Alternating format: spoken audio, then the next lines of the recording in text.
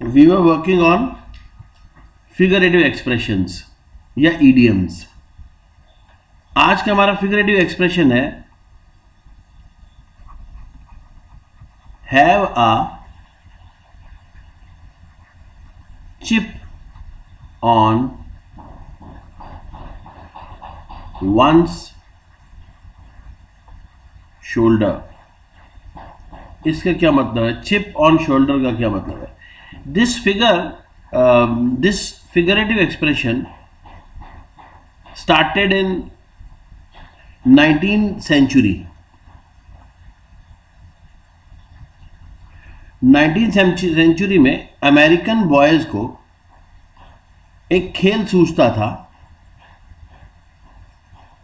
वो क्या करते थे, अपने कंधे पर एक चिप रखते थे और दूसरों को इनवाइट करते थे, जरा गिरा के दिखा।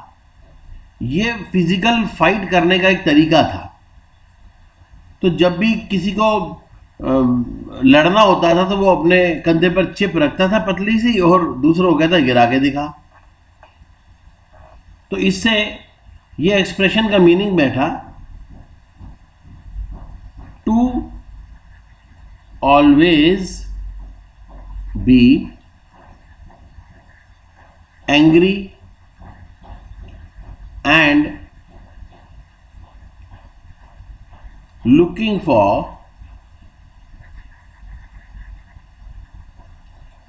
fight for various reasons।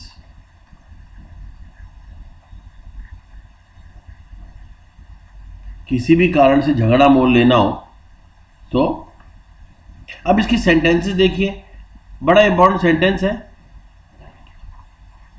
Avoid boss today। Why? Because he has a real chip on his shoulder।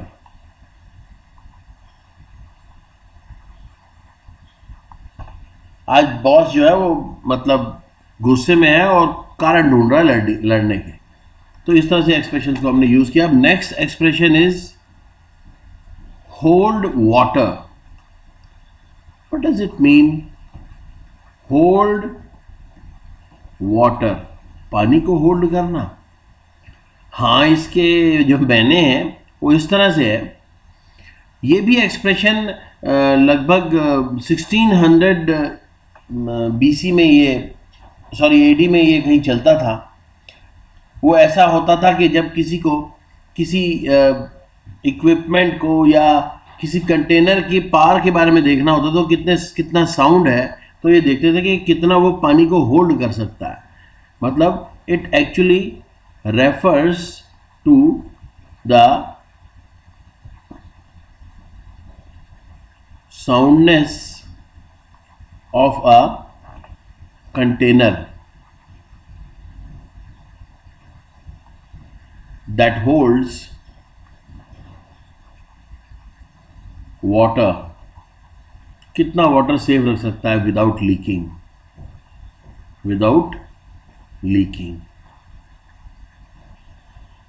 तो अब इसके मीनिंग जो बैठे, एक सबसे इंपॉर्टेंट मीनिंग ये बैठा कि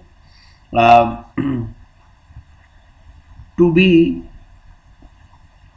काम और पेशेंट।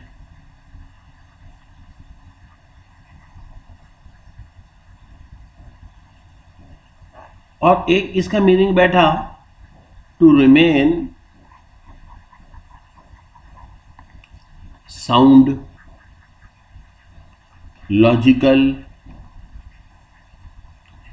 या ऐसा भी कह सकते हैं कि stand up to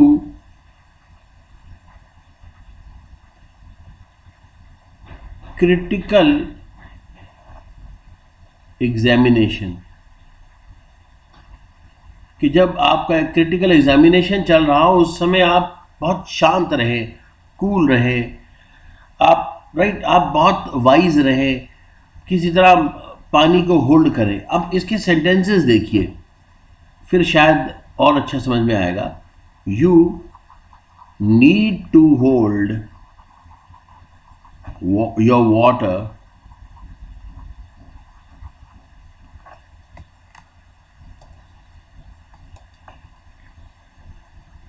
and first let the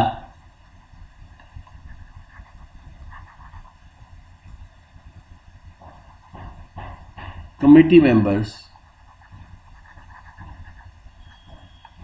a committee, do its jobs.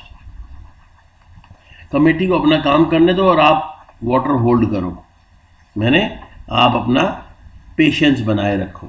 या फिर ऐसा भी कह सकते हैं the plan seems good. Plan तो आपका बहुत बढ़िया है, बट लेट अस एग्जामिन, उसे एग्जामिन करते हैं. Let us examine it further to see if it will hold water. मैंने क्या वो टेस्ट को पार कर सकेगा, क्या वो योग्यता दिखा सकेगा. तो ये मीनिंग हुआ होल्ड वाटर का. The third term is very popular term, it is called lame duck. अब लेम डक क्या होती है? देखिए, ये एक्सप्रेशन स्टार्ट हुआ लंदन के स्टॉक एक्सचेंज से, जहां पर लोग कंपनियों के स्टॉक्स खरीदते हैं. अब इसमें ये टर्म उस ब्रोकर के लिए यूज हुआ, refers to a stock broker जो कंपनी के स्टॉक्स या शेयर्स आपको खरीद कर देता है. So refers to a stock broker who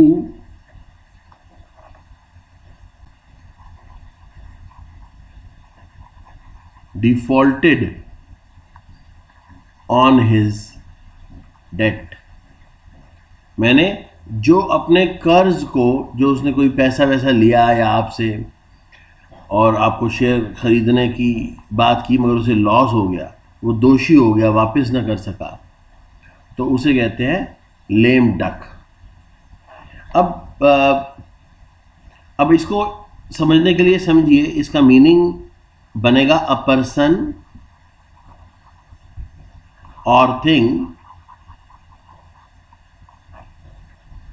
that is disabled,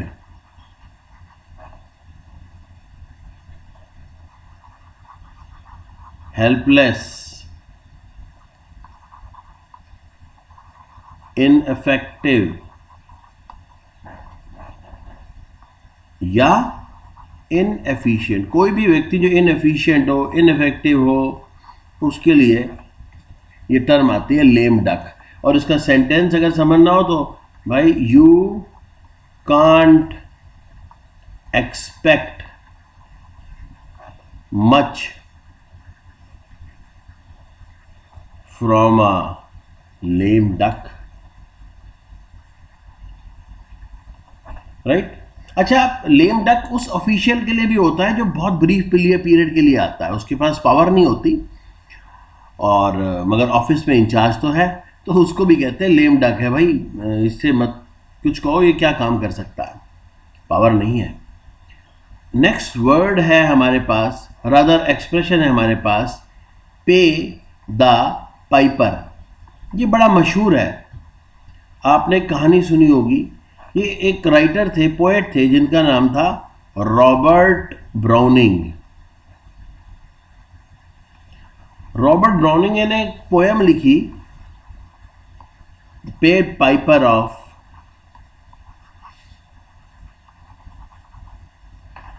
Hamilton. अब कहानी ये थी कि आपको याद हो कि एक बार किसी गांव में बहुत सारे चूहे आ गए और प्लेग हो गया. प्लेग होने के बाद उन्होंने एक म्यूजिशियन कोई था उसके पास एक पाइपर था, उससे वो म्यूजिक बजाता था।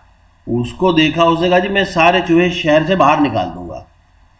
तो उसने कोई बांसुरी सी बजाई और चूहे मोहित हुए और वो पहाड़ी पे लाके उन्हें सारे चूहे भेज दिए। अब जब वापस आया तो उससे कहा गया था मेयर के द्वारा कि उसको इतने पैसे, इतने रकम मिलेगी ये करने के लिए, मगर मेयर ने वो रकम उसे दी नहीं। उसने कहा देख लो, मुझे पे तो करना पड़ेगा, आज नहीं तो कल कुछ ना कुछ तो कर डालूंगा। उन्होंने कहा जा जा, तू क्या करेगा। खैर उस दिन तो वो चला गया। अगले दिन उसने फिर दोबारा से अपना पाइपर बजाया।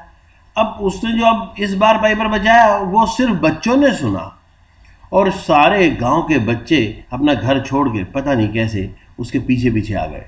उसने किसी गुफा में बंद कर दिया और गुफा का दरवाज़ा भी बंद हो गया। उनमें से किसी एक बच्चे ने अपनी जान बचाई और उसने आगे बताया जी ऐसा ऐसा हुआ, आपने किसी न किसी ढंग से पाइपर को पे कर दिया। तो यहाँ से ये ईडियम बना। तो इसका मतलब कुछ इस तरह से बैठा कि to accept and to bear the consequences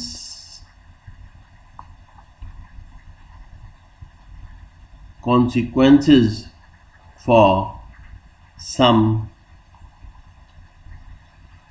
wrong action, कोई गलत काम किया हो उसके कॉन्सेस, उसके परिणाम को भुगतना, उसे कहते हैं पे द पाइपर। अब इसकी सेंटेंस देखिए इसका, उसके बाद आपको शायद बेटर समझ में आए। जैसे you were warned that 75% attendance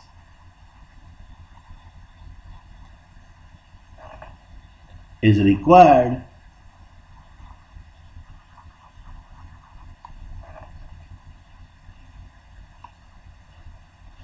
but you did not listen. तुमने तो कुछ नहीं सुना, आपको बताया कि 75% अटेंडेंस होनी चाहिए। Now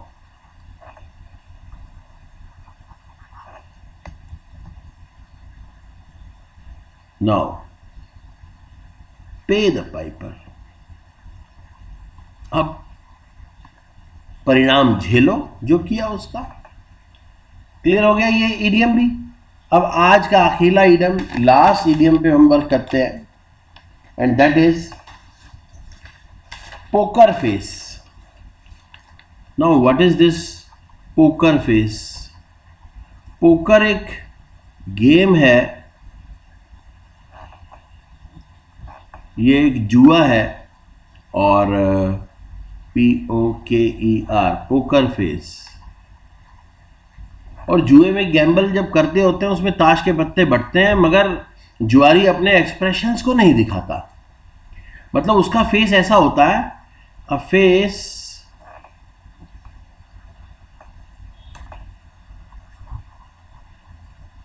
with no emotions. पता ही नहीं लगता कि अच्छे पत्ते आए हैं या खराब लाए हैं। या अ ब्लैंक फेस, या no indication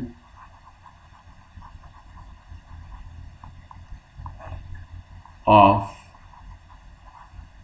one's thoughts or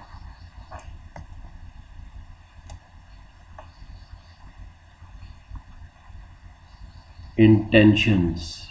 आपके थॉट और इंटेंशन का आपके चेहरे से पता ही ना चले, उसको कहते हैं पोकर फेस। अब इसका सेंटेंस समझिए। आई kept looking over to see if she was impressed। मैं बार बार देख रहा था उसे, कहीं वो इम्प्रेस हो गई ना। But she wore a poker face, उसने तो पोकर फेस बनाया हुआ था, समझ ही नहीं आ रहा था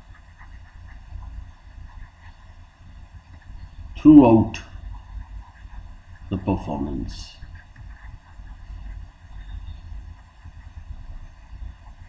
पूरी परफॉर्मेंस खत्म हो गई, उसके चेहरे पे एक्सप्रेशन ना आया कि वो इम्प्रेस है या नहीं। तो this is called poker face. Thank you for today. We have got 5 idioms, 5 rather expressions. Thank you very much.